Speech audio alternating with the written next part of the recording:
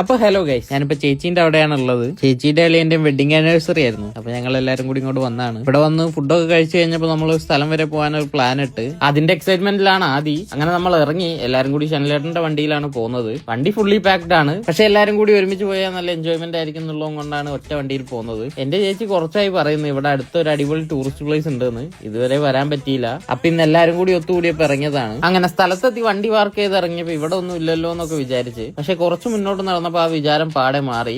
ഇതാണ് നമ്മൾ വന്ന സ്ഥലം, അകലാപ്പുഴ എന്ന് പറയും. ഇവിടെ ഫുള്ള് ബോട്ടിംഗ് പരിപാടിയൊക്കെ ആയിട്ടുള്ള ഒരു ടൂറിസ്റ്റ് പ്ലേസ് ആണ്. അതിന്റെ ഇടയ്ക്ക് അമ്മ ആദീനെ പിടിച്ചു നിർത്താൻ വല്ലാണ്ട് കഷ്ടപ്പെടുന്നുണ്ട്. പിന്നെ നമ്മൾ നേരെ പോയത് ഒരു ബോട്ടിൽ കയറാനാണ്.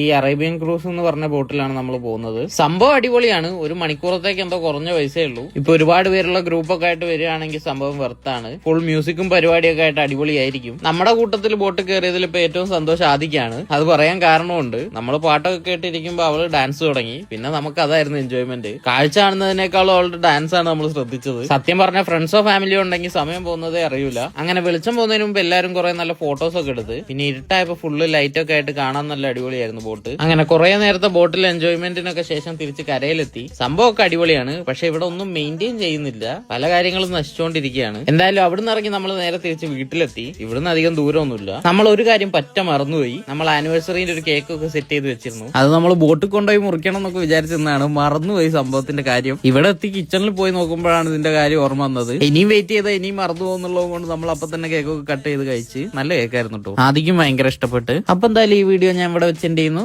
ഇനി അടുത്തൊരു വീഡിയോ ആയിട്ട് വീണ്ടും കാണുന്നവരെ ബൈ ഗൈസ്.